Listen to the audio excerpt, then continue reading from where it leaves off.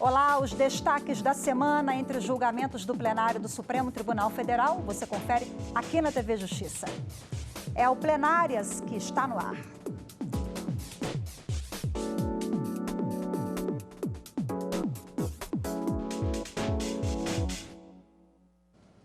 E hoje com os principais momentos das sessões dos dias 30 de setembro e 1º de outubro.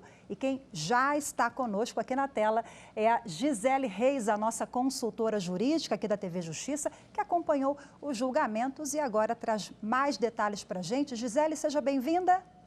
Muito obrigada, Rafaela. Vamos começar pela sessão do dia 30 de setembro, a última quarta-feira?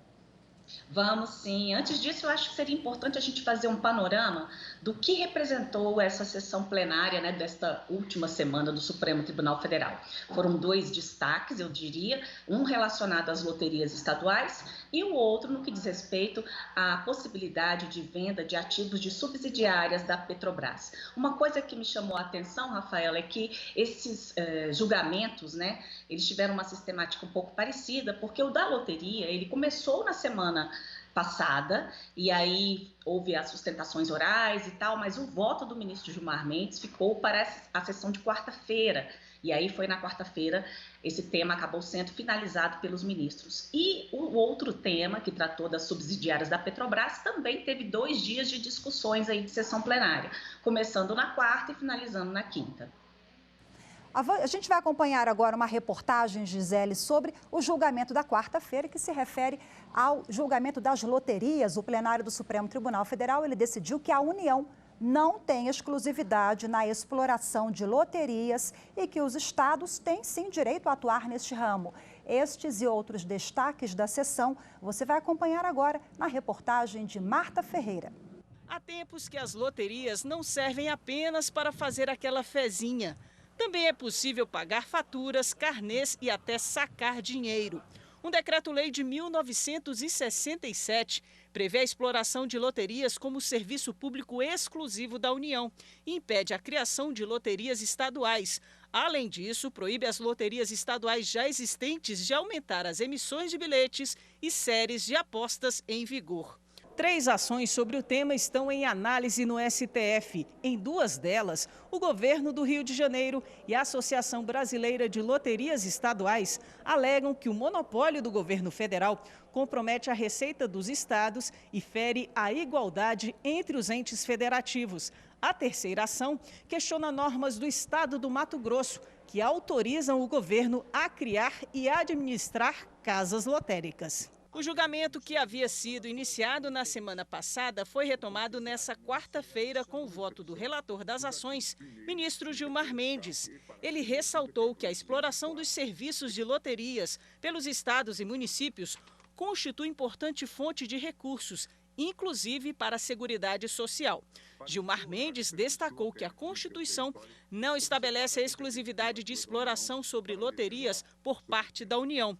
Com isso, os dispositivos do Decreto-Lei de 1967 não foram recepcionados pela Constituição Federal. Os artigos 1º e 32 do Decreto-Lei 204 de 67, ao estabelecerem a exclusividade da União sobre a prestação dos serviços de loteria, não foram recepcionados pela Constituição Federal de 88, pois colidem frontalmente com o artigo 25, parágrafo 1º da Constituição, ao esvaziarem a competência constitucional subsidiária dos Estados-membros para a prestação de serviços públicos que não foram expressamente reservados pelo texto constitucional à exploração pela União.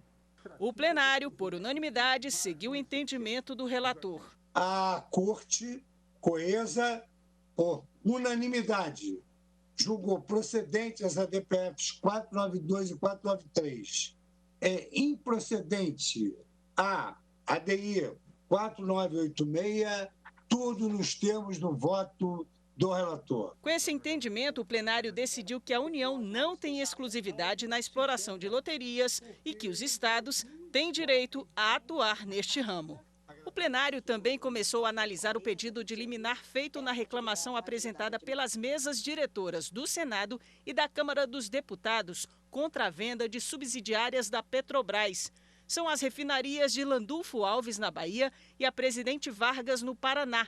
A alegação foi que houve afronta a uma decisão do STF que proibiu o governo de vender uma empresa matriz sem aval do Congresso e sem licitação, permitindo somente a privatização de subsidiárias sem consulta prévia ao Legislativo. Para o advogado-geral do Senado, o que se pretende é o fatiamento da empresa-mãe para alienação da capacidade de refino, fora da autorização legislativa. A alienação societária referida envolve não apenas aspectos de ordem financeira, também os postos no artigo 173 da Constituição Federal, razões de segurança nacional ou relevante interesse coletivo necessariamente presentes na intervenção do Estado no domínio econômico.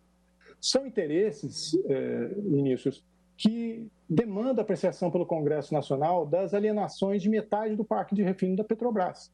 Já o advogado da Petrobras argumentou que a operação tem como objetivo reorganizar os investimentos da empresa. A operação questionada diminuiria, de fato, o patrimônio da empresa-mãe? Como já dito, a operação em questão está inserida dentro de uma estratégia empresarial de reorganização do seu portfólio de investimentos, no qual se tem como premissa desfazer ativos com baixo de retorno de investimento no capital investido para realocar o investimento em ativos no qual a empresa encontra-se vocacionada para extrair maior resultado financeiro.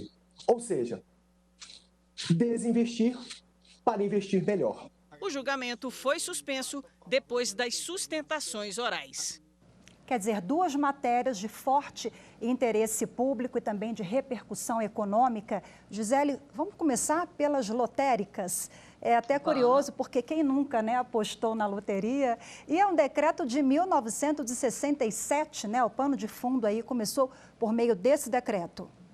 Exatamente, é um serviço amplamente utilizado pela população, né? E o Supremo definiu que esse serviço, né, previsto nesse decreto de 1967, é um serviço público. Então, a atividade de loterias constitui serviço público. O ministro Gilmar Mendes, que acabou conduzindo a sessão plenária, porque todos os ministros também votaram acompanhando o relator, ele destacou que não se pode impedir que os estados explorem determinados serviços públicos. Se a Constituição expressamente proibir o estado de explorar algum tipo de atividade, isso deve ser observado. Mas no que diz respeito às loterias, não traz nenhuma previsão no texto constitucional de que os estados estariam impedidos de explorar esse tipo de atividade. A Constituição, Rafaela, determina, lá no artigo 22, ela traz as questões relacionadas a competências para legislar. Isso faz parte do princípio federativo, porque a gente precisa estabelecer qual será o âmbito de atuação da União, dos estados, do Distrito Federal e dos municípios. Então, há uma repartição de competências estipulando quem pode legislar e em que área. Então, lá no artigo 22, diz que compete privativamente à União legislar sobre consórcios e sorteios. Loterias estaria dentro desse conceito de consórcios e sorteios. Então, existe, de fato, uma competência privativa da União, mas é para legislar. Essa competência privativa da União em legislar não afasta a competência administrativa, executiva do Estado em atuar no serviço público.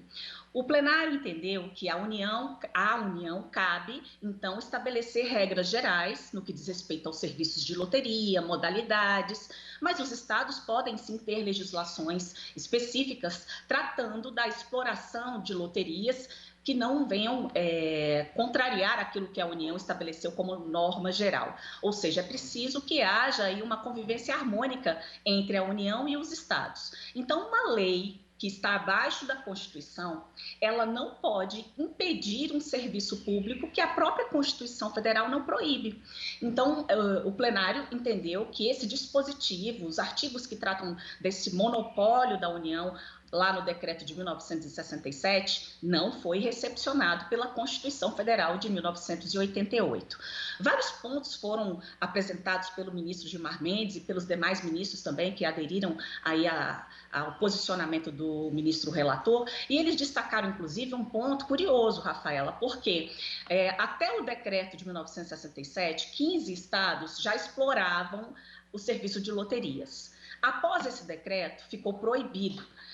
qualquer criação de loteria estadual. Então, a partir do decreto, nós tivemos um quadro de desigualdade. 15 estados com loterias estaduais, 12 estados e o Distrito Federal sem loterias estaduais. Então, isso também foi levado em consideração, esse desequilíbrio no que diz respeito ao cenário que ficou após o decreto de 67, que agora foi solucionado pelo Supremo Tribunal Federal, na medida em que todos terão a oportunidade de dispor sobre loterias estaduais. Também foi abordado com a importância dessa fonte de recurso para o Estado, né? Porque a partir do momento em que ele arrecada esse serviço, arrecada com esse serviço de loteria, ele tem condições de investir em seguridade social e também em programas comunitários.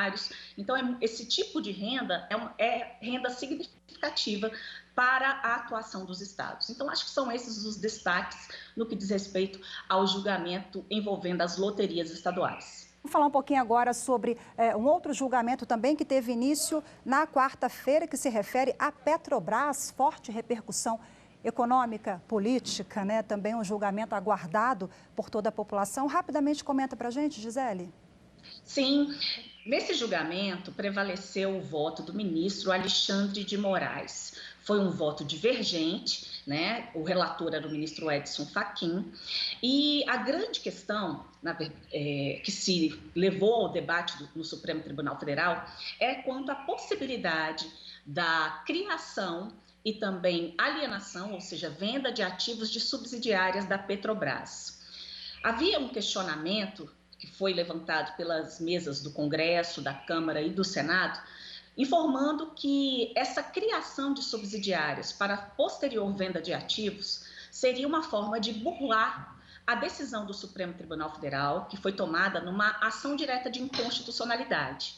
Essa decisão foi uma decisão liminar e ela trouxe 2 pontos importantes. Um deles é que o controle acionário da Petrobras, de empresas públicas, de estatais, ele só pode ser alienado se houver previamente autorização do Congresso Nacional e desde que seja observado o processo licitatório.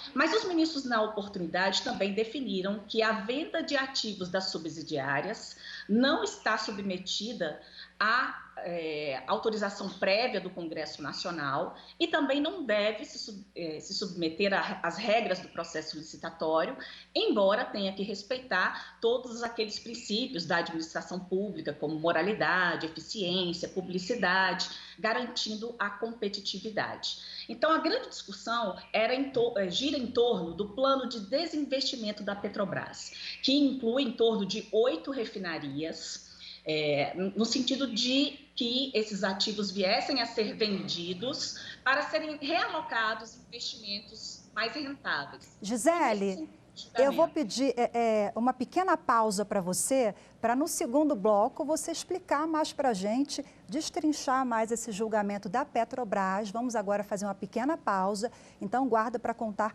mais um pouquinho sobre esse julgamento no próximo bloco, tá bom? Tá certo. Bom, os destaques da sessão plenária da última quinta-feira você vai conferir daqui a pouco, o intervalo é rápido, fique com a gente.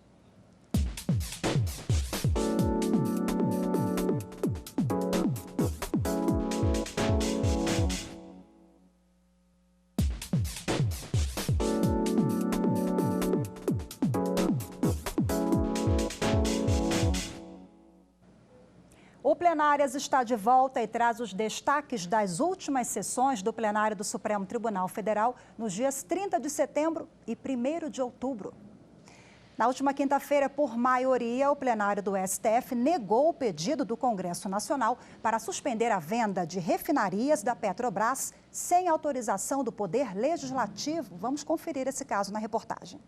Na pauta da sessão dessa quinta-feira, o julgamento do pedido de liminar feito na reclamação apresentada pelas mesas diretoras do Senado e da Câmara dos Deputados contra a venda de subsidiárias da Petrobras. São as refinarias de Landulfo Alves, na Bahia, e a Presidente Vargas, no Paraná.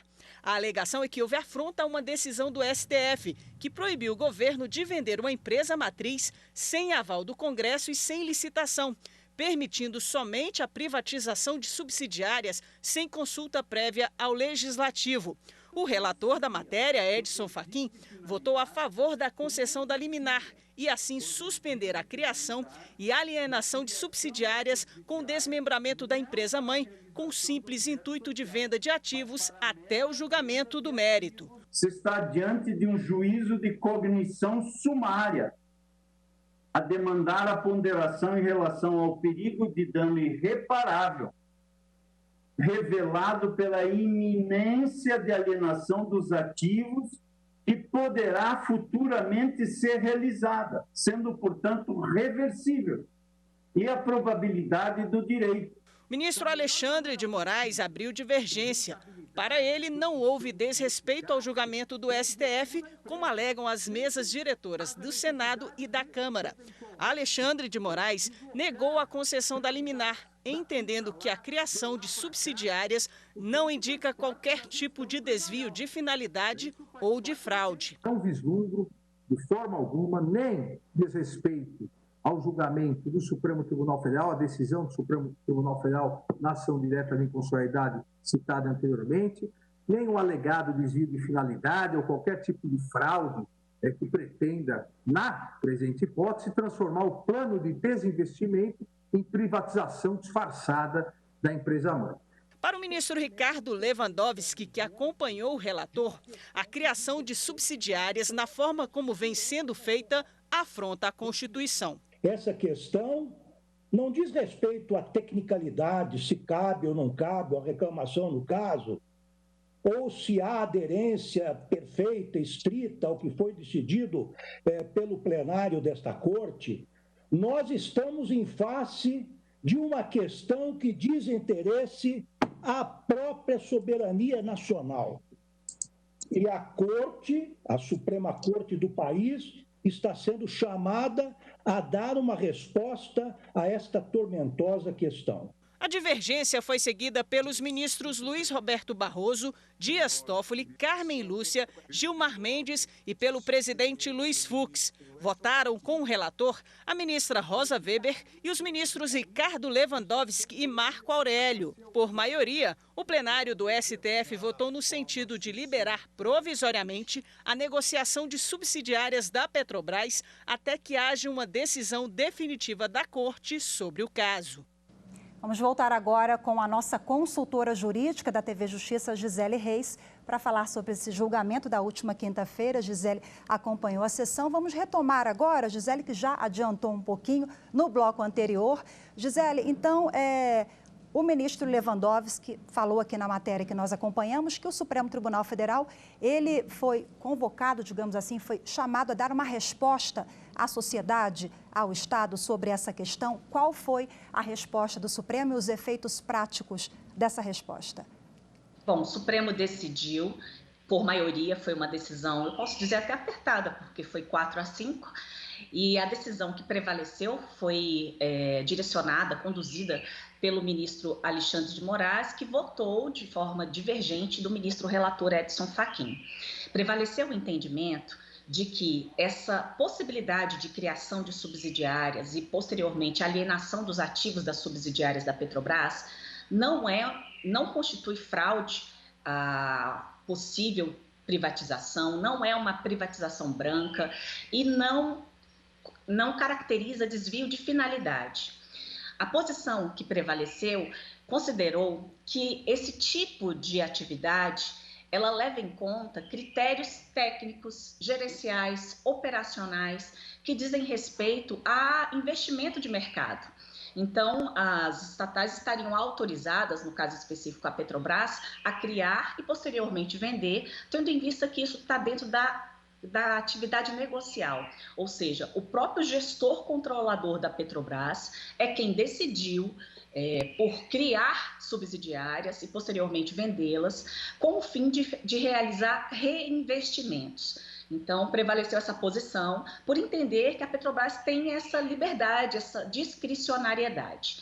Os ministros entenderam que não houve afronta ao que foi decidido pelo plenário do STF numa outra decisão liminar, numa ação direta de inconstitucionalidade, porque lá naquele momento os ministros entenderam que somente quando há venda do controle acionário é que esse processo deverá se submeter à prévia autorização do Legislativo e a processo licitatório. Mas quando não há esse tipo de venda de controle acionário, ou seja, em relação às subsidiárias, a venda de ativos das subsidiárias, venda de subsidiárias, não há necessidade desse crivo prévio do Congresso Nacional. No plenário, houve duas grandes correntes.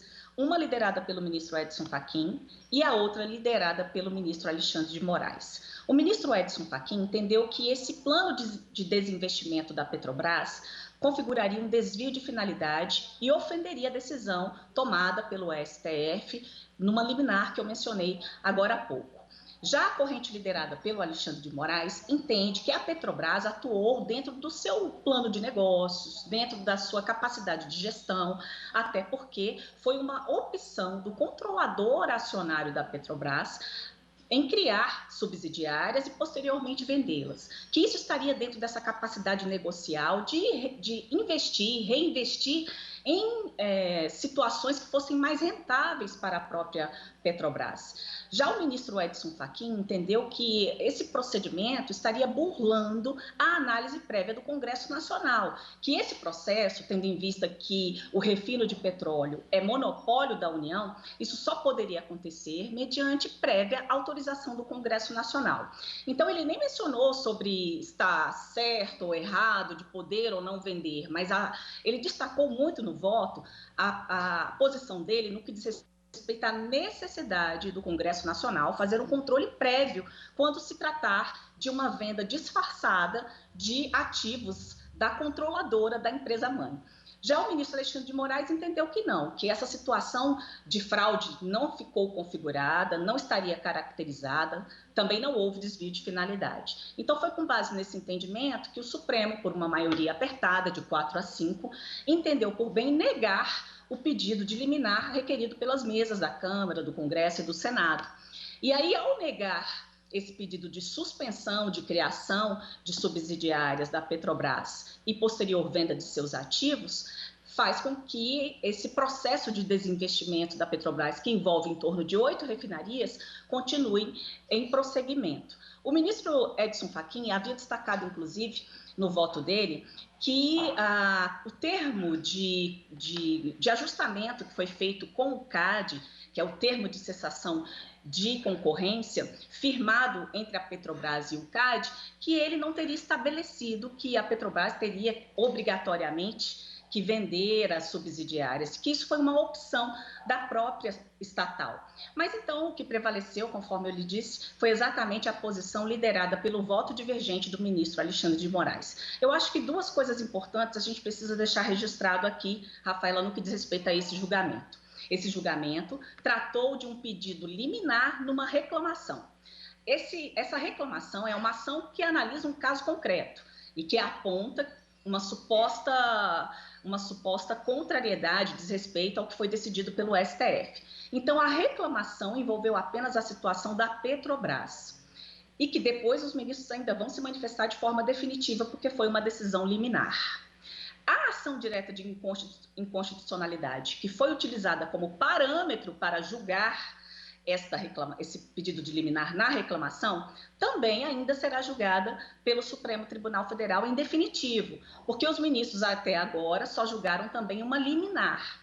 Então, para ficar bem claro, é a ação direta de inconstitucionalidade, quando for julgada em definitivo, que irá definir de forma definitiva, de forma em que não haja mais dúvida, como é que será feita essa questão de vendas, de controle acionário, de subsidiário, envolvendo estatais de um modo geral. Mas a medida liminar, que foi apreciada pelo plenário na quarta, concluído na quinta-feira, ela tratou exclusivamente da Petrobras. Eu acho importante deixar esse destaque para que as pessoas possam entender o contexto em que tudo isso aconteceu. Um outro ponto importante, só uma curiosidade, este processo ele começou sendo julgado no plenário virtual. Houve um pedido de destaque do ministro Fux, já tinha inclusive 3 ministros já tinham colocado seus votos, inclusive, pelo deferimento da liminar. No entanto, quando isso vai para o plenário, quando há esse pedido de destaque, o julgamento ele começa do zero. Foi por isso que nós tivemos aí todo aquele ritual de procedimentos que estamos acostumados a ver nas sessões do Supremo Tribunal Federal, com o chamamento do processo, a leitura do relatório, as sustentações orais e, posteriormente, os votos dos ministros. Gisele Reis, nossa consultora jurídica aqui da TV Justiça, trazendo aí os bastidores, as curiosidades, de forma muito clara, didática. Quero agradecer a sua participação, Gisele. Muito obrigada pelas informações e até a próxima. Até a próxima, Rafaela. Bom, além dos destaques dos últimos julgamentos do plenário do STF, do dia 30 de setembro e 1º de outubro, a gente também destaca que essa semana houve a primeira reunião do presidente do Supremo Tribunal Federal, o ministro Luiz Fux, com presidentes de todos os tribunais do país. Os tribunais de justiça, os regionais federais, eleitorais e do trabalho. No encontro, o ministro Fux, ele anunciou o desenvolvimento de uma nova plataforma que vai fazer a interligação entre os vários sistemas eletrônicos dos tribunais. Acompanhe na reportagem. O presidente do STF e do CNJ, Luiz Fux, fez a abertura. Depois, foi a vez do presidente do Tribunal Regional Federal da Primeira Região fazer um pronunciamento, dando ênfase à defesa do meio ambiente. E acredito que o judiciário, em momento algum, pode fazer ouvidos de mercador, ouvidos moucos a esse clamor em relação ao meio ambiente.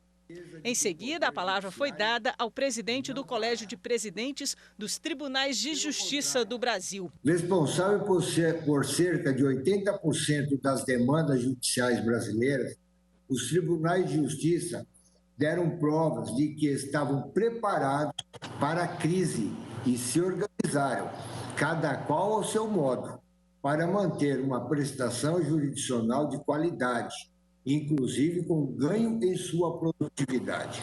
O terceiro a fazer pronunciamento foi o presidente do Colégio de Presidentes dos Tribunais Regionais Eleitorais.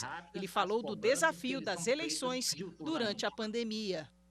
Outro grande desafio é o controle e a fiscalização da fake news. Há dois anos, o TSE teve dificuldades em controlá-la, mas fez um excelente trabalho e até hoje é bem conduzido pelo Tribunal Superior Eleitoral. Outro fator que podemos destacar é a preparação dos mesários para atuar nas eleições.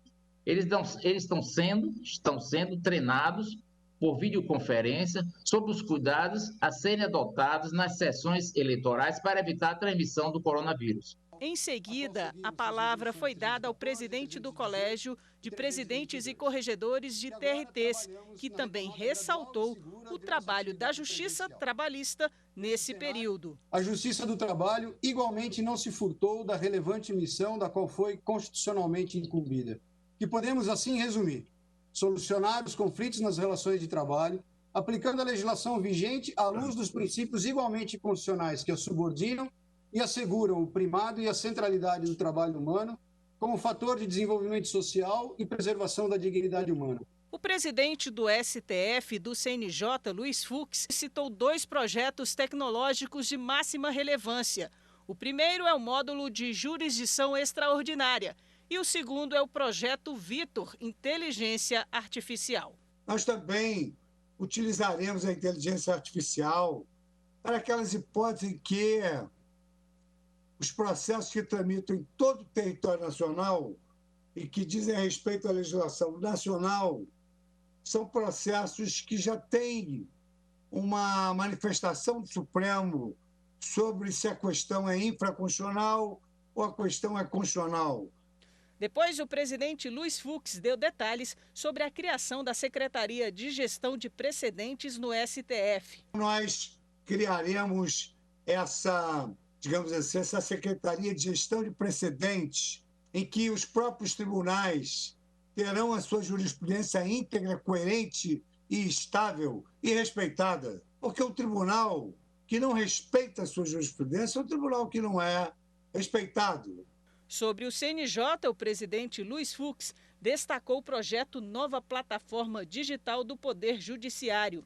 Hoje, nessa reunião, nós pretendemos estabelecer, na verdade, são parcerias, novas parcerias os tribunais que não adotam o PJE, mas que se colocam à disposição para o desenvolvimento comunitário da justiça como um todo.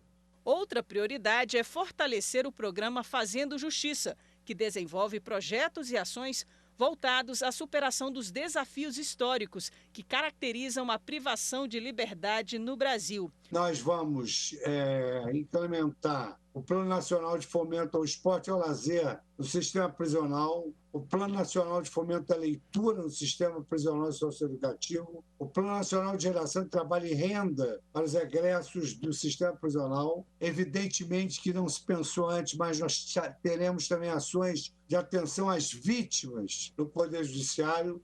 Iniciativas do presidente do Supremo Tribunal Federal, ministro Luiz Fux, em reunião na última semana com presidentes de tribunais de todo o país. O Plenários fica por aqui. Muito obrigada pela sua companhia. E continue conosco na programação da TV Justiça. Tchau, tchau.